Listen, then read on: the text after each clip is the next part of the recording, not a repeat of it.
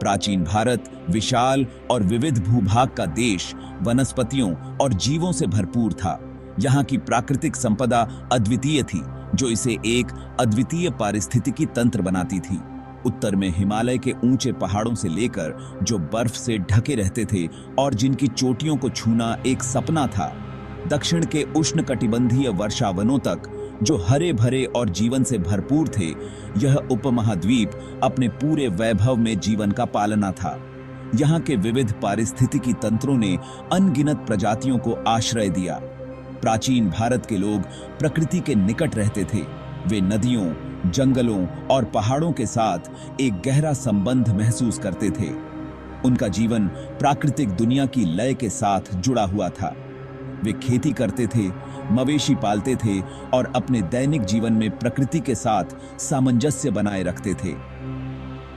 यह बेकीकी गहरा संबंध उनके धार्मिक विश्वासों, साहित्य, कला और दैनिक जीवन में दिखाई देता है। मंदिरों और मूर्तियों में प्रकृति और वन्य जीवों का चित्रण आम था। वेद, हिंदू धर्म के सबसे पुराने ग्रंथ, तत्वों, जानवरों और पौधों को समर्पित भजनों से भरे हुए हैं। इन ग्रंथों में प्रकृति के प्रति गहरा सम्मान झलकता है। रामायण और महाभारत जैसे महाकाव्य प्राकृतिक दुनिया और उसके निवासियों का विशद चित्रण करते हैं। इन कहानियों में नदियों, जंगलों और पहाड़ों का महत्वपूर्ण स्थान है और मनुष्यों और प्रकृति के बीच नाजुक संतुलन पर प्रकाश डालते हैं। यह संतुलन उनके जीवन का आधार था। यह निबंध प्राचीन भारत में पारिस्थितिकी और वन्य जीवों की आकर्षक दुनिया में उतरता है। विविध पारिस्थितिक तंत्रों, जिनमें घने जंगल, शांत नदियां और ऊंचे पहाड़ शामिल हैं, उसकी भूमि पर घूमने वाले उल्लेखनीय जानवरों जैसे हाथी, बाघ और मोर, जो इस भूमि की पहचान थे और उस युग के दौरान मनुष्यों और प्राकृतिक दुनिया के बीच जटिल संबंधों की पड़ताल करता है। यह संबंध केवल भौतिक नहीं था, बल्कि आध्यात्मिक और सांस्कृतिक भी था। इस अन्वेषण से हमें प्राचीन भारतीय समाज की पारिस्थितिक चेतना और हमारे समकालीन जगत के लिए इसकी प्रासंगिकता की जानकारी मिलती है। यह हमें सिखाता है कि कैसे हम अपने पर्यावरण के साथ सामंजस्य में रह सकते हैं और इसे संरक्षित कर सकते हैं। भारतीय उपमहाद्वीप विशाल भौगोलिक विविधता वाला भूभाग पारिस्थितिक तंत्रों की एक विस्तृत श्रृंखला को समेटे हुए है, जो न केवल इसकी प्राकृतिक सुंदरता को दर्शाता है, बल्कि इसके सांस्कृतिक और ऐतिहासिक महत्व को भी उजागर करता है। प्रत्येक अपनी अनूठी विशेषताओं और निवासियों के साथ ये पारिस्थितिक तंत्र एक जटिल और परस्पर जुड़ी हुई प्रणाली का हिस्सा हैं, जो सदियों से मानव और प्रकृति के बीच के संबंधों को आकार दे रहे हैं। हिमालय की बर्फ से ढकी चोटियों से लेकर राजस्थान के शुष्क रेगिस्तानों तक, हर क्षेत्र की अपनी एक कहानी है, जो समय के साथ विकसित हुई है और जिसने इस भूमि की आत्मा को परिभाषित किया है। पश्चिमी घाट के हरे भरे सदाबहार जंगलों से लेकर गंगा और ब्रह्मपुत्र के उपजाऊ मैदानों तक, हर कोने में जीवन की एक अनूठी धड़कन है, जो इस भूमि की विविधता और समृद्धि को दर्शाती है। प्राचीन भारत विभिन्न प्रकार के आवासों का मौजक था, जहां हर प्रकार के जीव जंतु और वनस्पतियां अपने अपने तरीके से फल फूल रहे थे और एक संतुलित पारिस्थितिकी तंत्र का निर्माण कर रहे थे। ऊंचाई, तापमान और वर्षा में भिन्नता के कारण आकार लेने वाले ये पारिस्थितिक तंत्र जीवन की उल्लेखनीय विविधता का समर्थन करते थे और हर क्षेत्र में एक अनूठी जैविक विविधता को जन्म देते थे। घने वर्षावनों से लेकर शुष्क पर्णपाती वुडलैंड तक के जंगल पौधों और जानवरों की प्रजातियों की एक विशाल संख्या का घर थे, जो एक जटिल और परस्पर निर्भर पारिस्थितिकी तंत्र का निर्माण करते थे। नदियां चांदी के रिबन की तरह भूमि से होकर गुजरती हुई न केवल जीवन यापन प्रदान करती थीं, बल्कि वन्य जीवों की आवाजाही के लिए महत्वपूर्ण गलियारे का काम करती थीं और मानव सभ्यता के विकास में भी महत्वपूर्ण भूमिका निभाती थीं। पहाड़ अपने ऊंचाई वाले ढलानों के साथ अद्वितीय पारिस्थितिक तंत्रों को आश्रय देते थे, जो न केवल वनस्पतियों और जीवों का समर्थन करते थे, बल्कि मानव जीवन के लिए भी महत्वपूर्ण संसाधन प्रदान करते थे।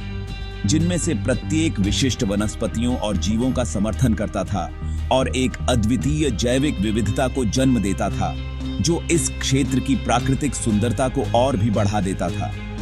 नदियों द्वारा क्रॉस किए गए और झीलों और आर्द्र भूमि से युक्त मैदान कृषि के लिए उपजाऊ भूमि थे और विभिन्न प्रकार के जानवरों के जीवन का समर्थन करते थे, जो मानव जीवन के लिए आवश्यक खाद्य संसाधन प्रदान करते थे। पारिस्थितिक तंत्रों की इस विविधता ने प्राचीन भारत की पारिस्थितिक समृद्धि में योगदान दिया और इसे एक अद्वितीय और समृद्ध जैविक विविधता वाला देश बना दिया, जिससे यह अपने सभी रूपों में जीवन से भरपूर भूमि बन गई, जहां हर कोने में जीवन की एक अनूठी धड़कन है और जो इस भूमि की आत्मा को परिभाषित करती है। जंगल, जिन्हें अक्सर पृथ्वी के फेफड़े कहा जाता है, ने प्राचीन भारत के पारिस्थितिक संतुलन में महत्वपूर्ण भूमिका निभाई। उन्हें पवित्र उपवनों, जीविका के स्रोतों और असंख्य प्राणियों के निवास स्थान के रूप में प्रतिष्ठित किया जाता था। ऋग्वेद और अथर्ववेद जैसे प्राचीन भारतीय ग्रंथों में जंगलों के महत्व और उनके संरक्षण की आवश्यकता के बारे में कई संदर्भ हैं।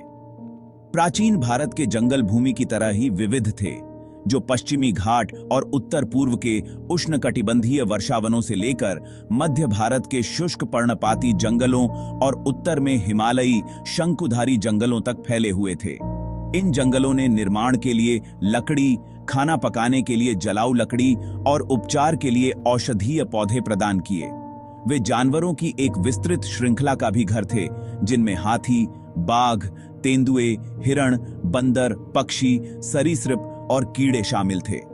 जंगलों को केवल संसाधनों के रूप में नहीं, बल्कि ब्रह्मांडीय व्यवस्था के अभिन्न अंग के रूप में देखा जाता था, जो मनुष्यों और प्राकृतिक दुनिया दोनों की भलाई के लिए आवश्यक है।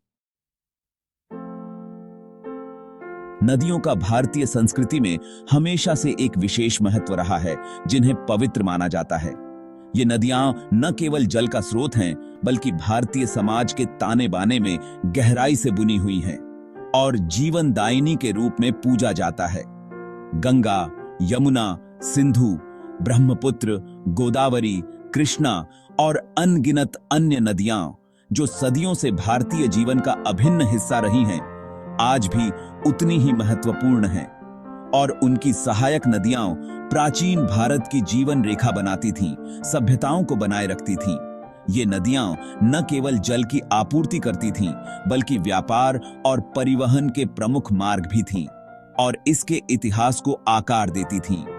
हिमालय या पश्चिमी घाट से निकलने वाली ये नदियां विभिन्न पारिस्थितिक क्षेत्रों से होकर बहती थीं, जो विभिन्न प्रकार के वनस्पति और जीवों को आश्रय देती थीं, जो जलीय और स्थलीय जीवन की समृद्ध विविधता का समर्थन करती थीं। इन नदियों के किनारे उपजाऊ बाढ़ के मैदान कृषि के केंद्र थे, जहां विभिन्न प्रकार की फसलें उगाई जाती थीं, जो बढ़ती आबादी को जीविका प्रदान करते थे। नदियां स्वयं मछलियों से भरी हुई थीं, जो स्थानीय लोगों के लिए प्रोटीन का एक महत्वपूर्ण स्रोत थीं। मछली पकड़ना एक प्रमुख आजीविका थी, जो लोगों के लिए प्रोटीन का एक महत्वपूर्ण स्रोत थी। मगरमच्छ, कछुए, ऊद बिलाव और विभिन्न प्रकार के जल पक्षी भी नदी किनारे आम दृश्य थे।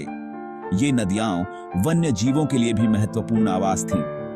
प्राचीन भारतीय न केवल उनके व्यावहारिक उपयोगों के लिए, बल्कि उनके आध्यात्मिक महत्व के लिए भी इन जल निकायों के महत्व को पहचानते थे। पवित्र नदियों में धार्मिक स्नान एक महत्वपूर्ण धार्मिक प्रथा थी, जो आज भी जारी है। नदियों को जोड़ने वाले के रूप में देखा जाता था, जो उपमहाद्वीप के विभिन्न हिस्सों को जोड़ते थे। धार्मिक त्योहारों और मेलों के दौरान लोग दूर दूर से इन नदियों के किनारे इकट्ठा होते थे, जो उपमहाद्वीप के विभिन्न हिस्सों को जोड़ते थे। ये नदियां न केवल भौगोलिक रूप से, बल्कि सांस्कृतिक और सामाजिक रूप से भी लोगों को जोड़ती थीं और विविधता के बीच एकता की भावना को बढ़ावा देते थे।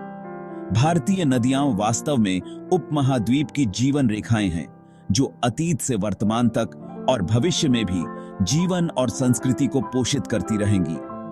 प्राचीन भारत में वृद्ध जनों का भी विशेष महत्व था। वे ज्ञान और अनुभव के भंडार थे, जो अपनी पीढ़ियों को मार्गदर्शन और शिक्षा प्रदान करते थे। नदियों के किनारे वे अपने जीवन के अनुभव साझा करते थे और समाज को समृद्ध बनाते थे। इसी प्रकार प्राचीन भारत में वृद्ध जानवरों का भी सम्मान किया जाता था। हाथी, जो अपनी बुद्धिमत्ता और स्मरण शक्ति के लिए जाने जाते थे, समाज में एक महत्वपूर्ण भूमिका निभाते थे। ये जानवर न केवल पारिस्थितिकी तंत्र का हिस्सा थे, बल्कि सांस्कृतिक प्रतीक भी थे। Thanks for watching my video.